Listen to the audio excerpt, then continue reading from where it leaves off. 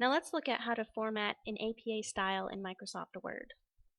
Now in the newer versions of Word particularly, the default font and size is Calibri size 11, so I'll click on Control A to select everything in the document, which isn't much of course, to change that to Times New Roman, size 12. Now also here in Paragraph, you'll want to click on this little down arrow right here. Another common default is this 10-point space after paragraphs in the document. You don't need that.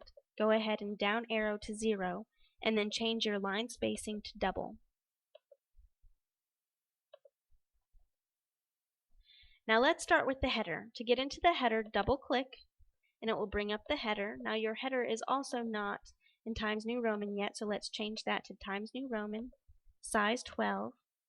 Now on the first page you'll include the words running head, so under this design tab at the very top you'll click on different first page and you'll type in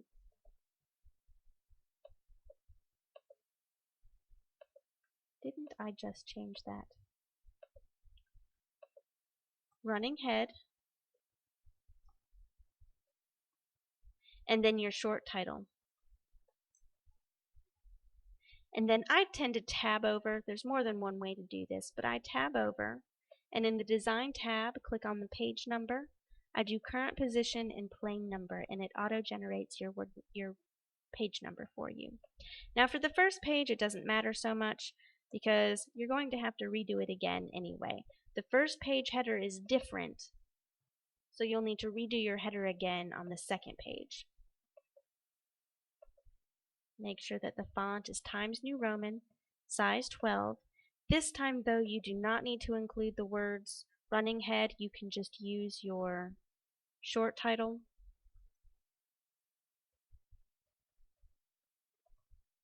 Tab over or use one of the other methods.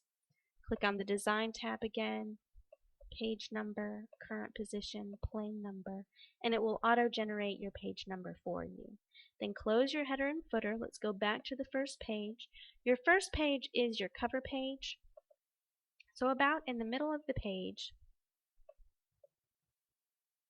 you'll want to center justify, and then you'll include the title of your paper,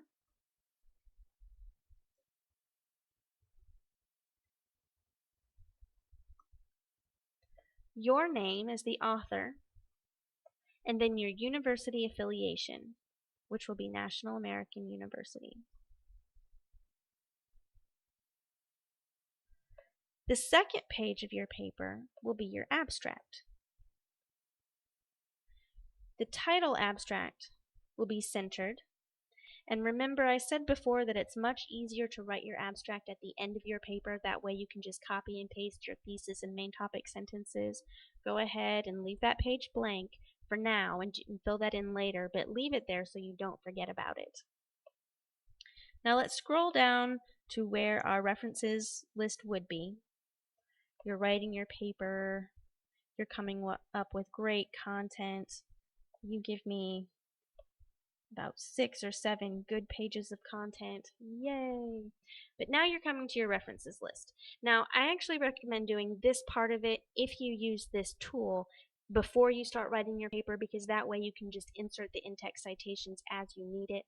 But under the References tab, here where it says Citations and Bibliography, Style, click on the down arrow and click APA 6th edition if it isn't already selected, and then right above it where it says Manage Sources. In this box right here, you can add all of your sources that you know you're going to use in your paper, or even if you're not positive, go ahead and include the sources because this will auto-generate for you. Now, one thing you do need to be aware of, though, is that it's still important that you know the basic foundations of APA style, because Word will not fix your errors for you. Let me show you what I mean. Using the textbook, Strategies for Successful Writing, as an example, we know that the authors are James Reinking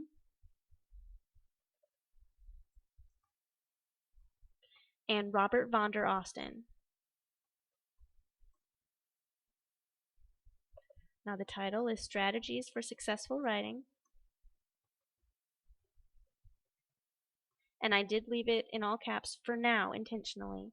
The year is 2011, the year of publication, the copyright year. The city is Upper Saddle River, New Jersey, and then the publisher is Prentice Hall. Now when you click on OK, it will give you a preview of your citation.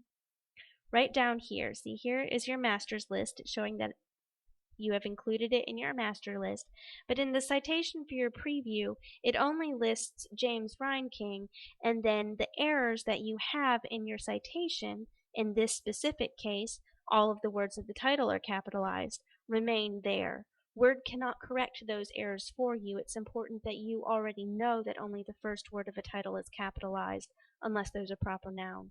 And also, our other author is missing.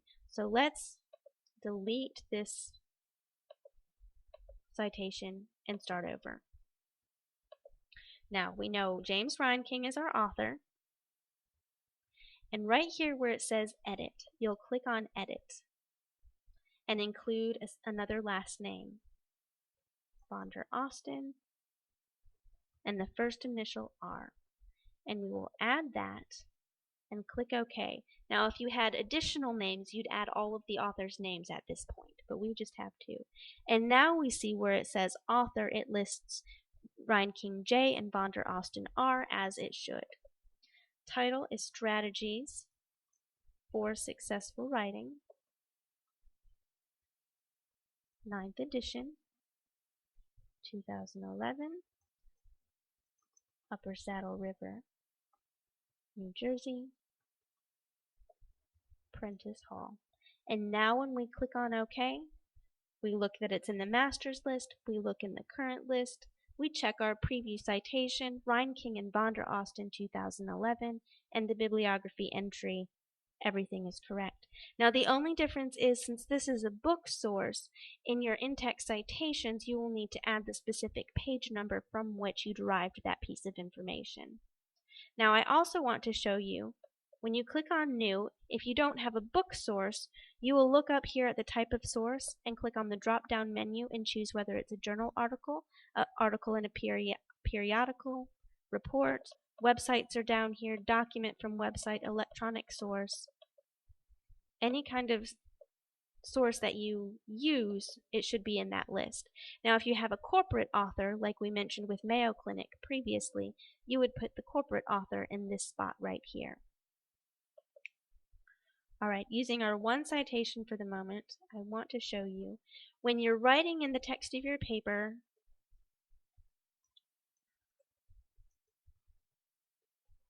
and you're using information from a source, as soon as you get to the end of the sentence that uses information from that source, you will click on Insert Citation here in the References tab, Insert Citation, and it will list all of the sources that you've uploaded to your master list, and you'll just click on the correct one. And it will bring up your citation for you. But remember, for the book citation, you need to add a page number, so you'll click on Edit Citation and include the page number right here. And then click OK. And it adds the page number for you. Another note is to put the period at the very end of the citation. You have your sentence, and then your citation, and the period at the very end. Now when you're finished with your paper and you're ready to include your references list, you can also use the tool to insert your bibliography. Unfortunately, it only gives you the choice for bibliography or works cited. Go ahead and click on bibliography, but know that you're going to have to change that to say references.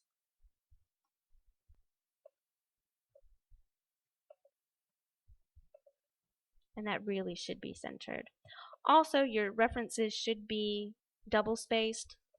I don't take off points for that, but technically they should be double-spaced. So if you want to, go ahead and update that so that your references are double-spaced. And that's it. And of course, if you have any other questions about any formatting or APA questions, please feel free to email me at any time.